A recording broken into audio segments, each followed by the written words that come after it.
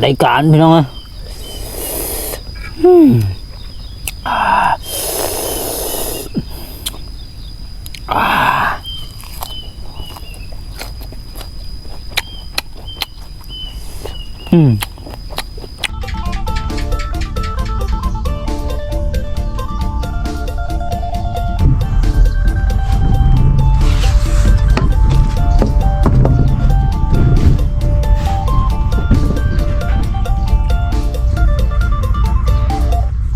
สบายดีพี่น้องอยู่ให้อยู่นาคือเก้าพี่น้องมื้อนี้ได้ของดีมากพี่น้องนี่ตำมักตองใส่กินกับผักขะแยงพี่น้องคักๆลูดตำกินอยู่ให้อยู่นานี่พี่น้องเอ้ยคักสุดเลยมักเผ็ด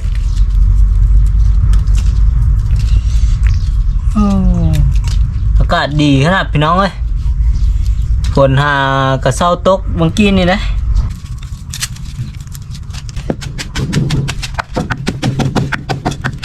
ฝนตกอีกแล้วพี่น้องเอ้ยตกได้ตกมีฝนแล้ว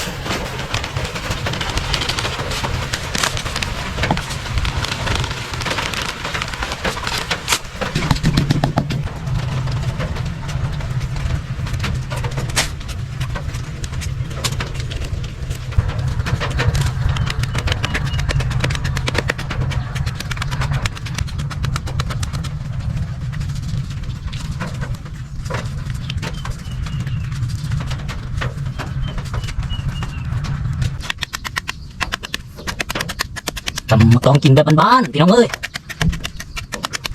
ก็เสียดายไม่มีกระปูใส่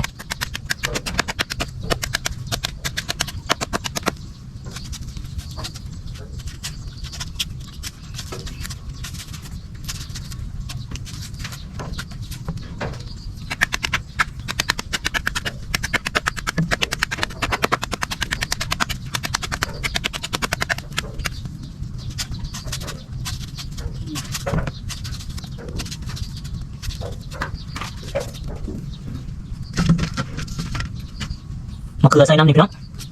เกลือน้อย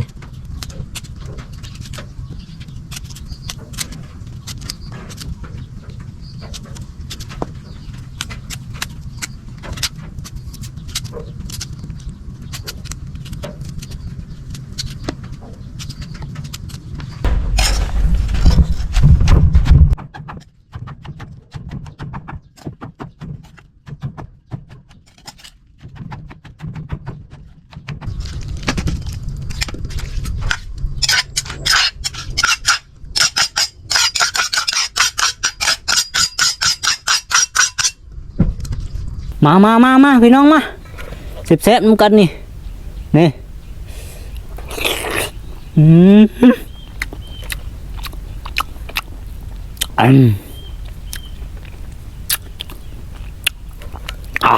ตัว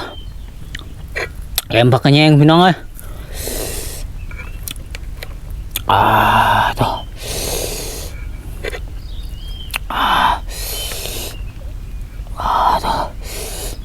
คำใหญ่ๆให้เจ้ารถนี่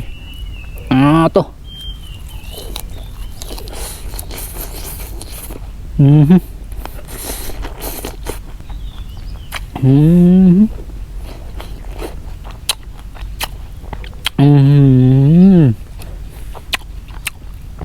ส้มพี่น้องเอ้ยเข้ากันขนาดกับปักกันยังปักกันยังตัว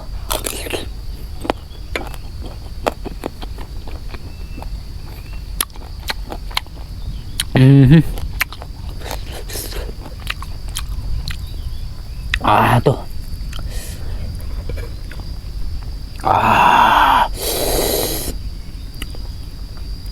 ตัว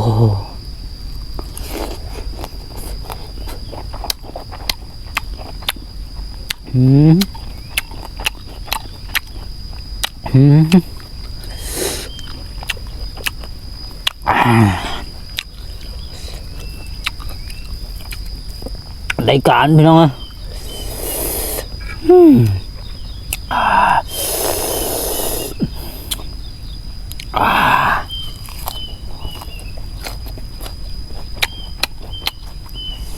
เป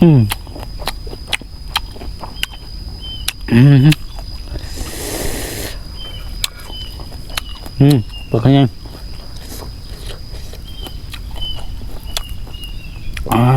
ต่อ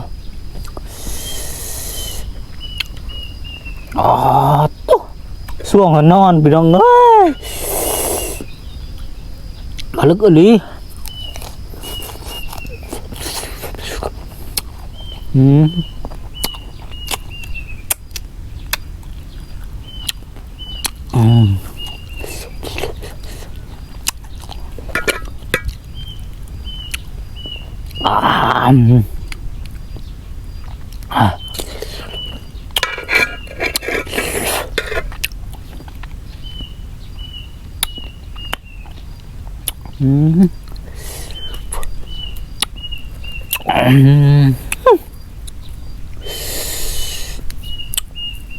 บาด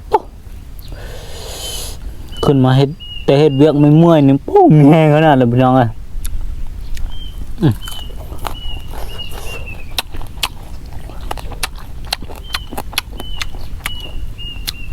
จ้ะ